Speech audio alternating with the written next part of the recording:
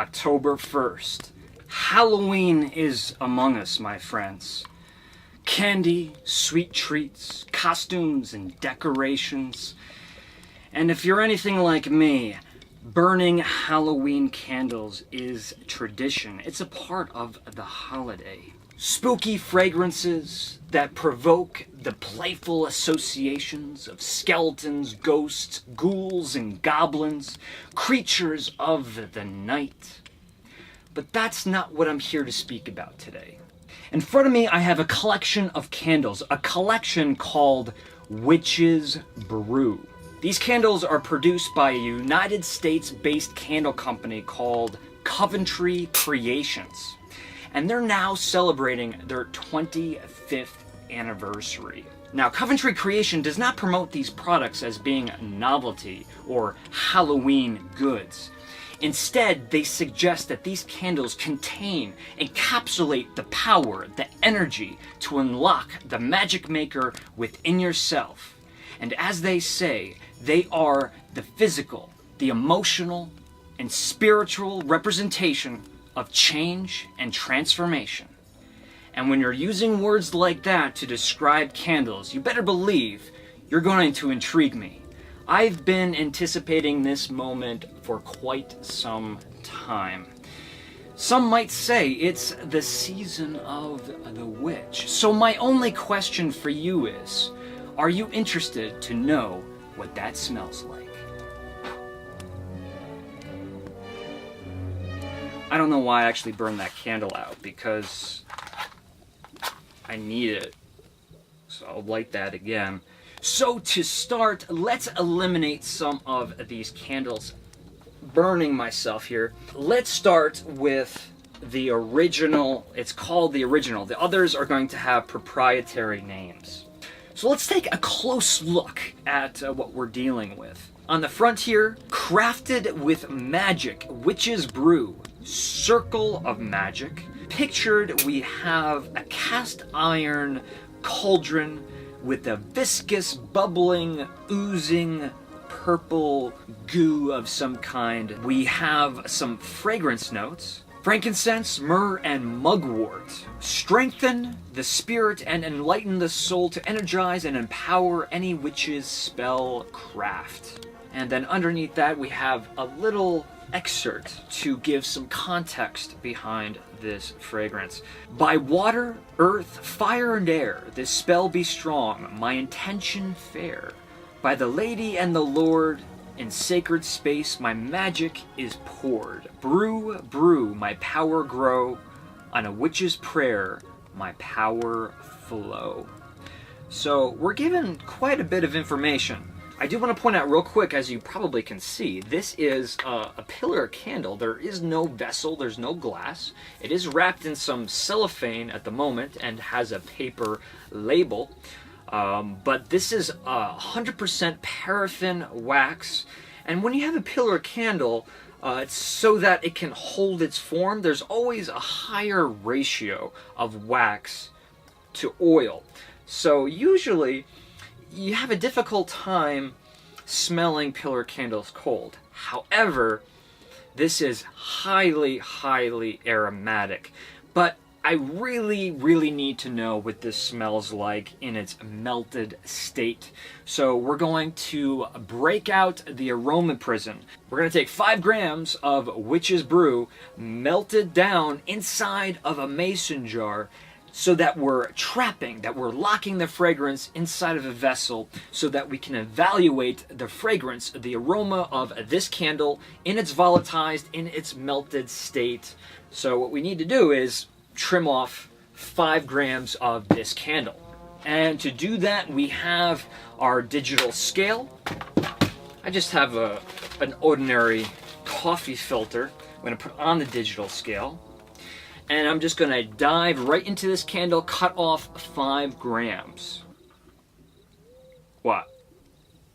Yeah, it would be kind of upsetting to ruin a brand new candle, right? Well, it just so happens that I do have Witch's Brew in a brand new, hot off the press votive as well, right there. Now I want to make sure that I'm getting deep inside the candle too, not just the outer circumference, just in case any of those oils have been exuded. We want to get the oils that are trapped deep inside. 5 grams. Let's take our vessel.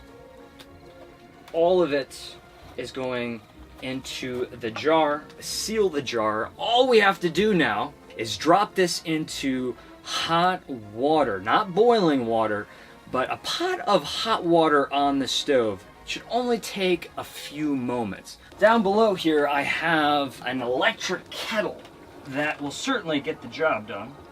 It's incredibly hot though, so be careful. So there it is. Can you see it? That is going to be 5 grams of melted witch's brew. So the only thing left to do now is to break this open, give it a sniff. I'll share my thoughts, my notes, my initial impression of this fragrance. Keep in mind, I have smelled this candle cold before, but I have never burned this candle before.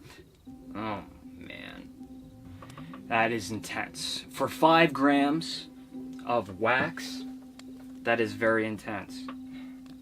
So immediately I'm hit with very pretty smells, like coniferous tree smells. Juniper berry, a lemony pine, rosemary, cypress. Big on clary sage. Clary sage is unlike culinary sage. It has a lime tart aromatic profile. Speaking of that, it's fruity too, like a fruity raspberry hibiscus tea. Maybe even a little bit of jasmine in that tea. Okay, so now that I'm allowing a lot of those top notes to blow off, I'm getting deeper, darker, thicker, more resinous notes. And what's really coming through the most is myrrh. And if you're unfamiliar with the scent of myrrh, just think of like thick, dark molasses, root beer, black licorice, good and plenty candies, star anise, fennel seed. And the way you can always spot myrrh compared to things like licorice root is that it almost always has this dusty, smoky aroma with a trace of latex or even leather. Yeah. And most of the time, whenever we find myrrh, we find frankincense, and this is no exception. Frankincense is also a tree resin, but it's not nearly as rich as myrrh. It has that pine citrusy thing that I was discussing, and I'm sure that what I was smelling before is largely in part because of that frankincense. And it almost has a tanginess to it. Think of like balsamic vinegar. But on the flip side, there is an austere nature to frankincense, like old antiqued wood. And just as a reminder, frankincense, myrrh, the classic combination that we find in Christian churches, the incense. So this is provoking those images of the rickety old church, the ancient structure, the smell of that incense embedded into the walls, the furniture, the floorboards. And I don't know how else to describe this. And don't take this the wrong way. Be excited about this. There is an herbaceous side to this candle that I cannot deny. But it is a very specific kind of herbaceousness. It's almost swamp-like. It's dirty. It's of the earth.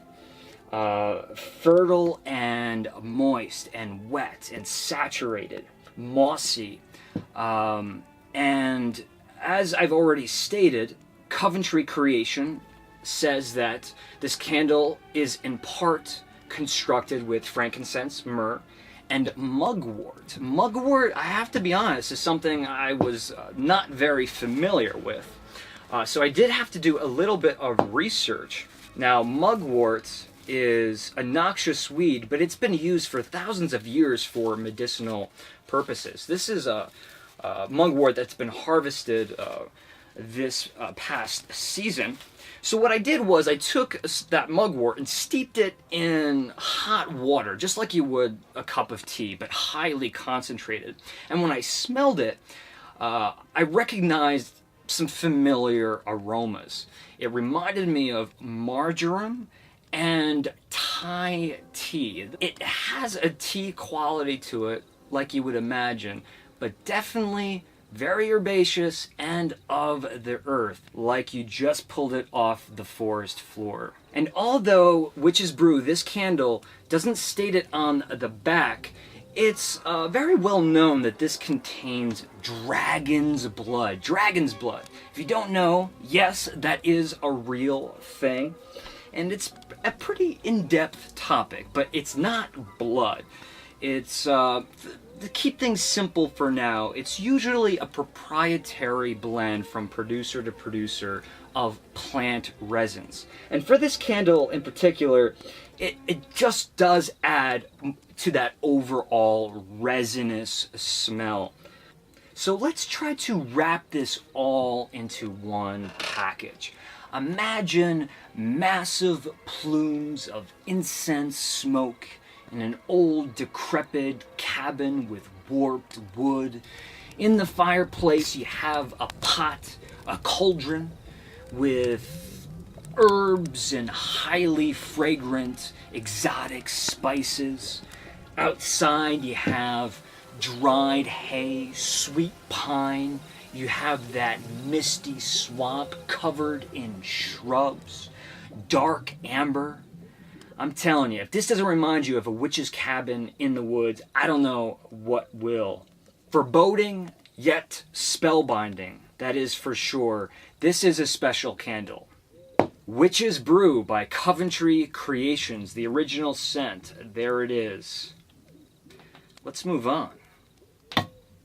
Alright, so next on the list, let's check out this candle right here, Witch's Purse.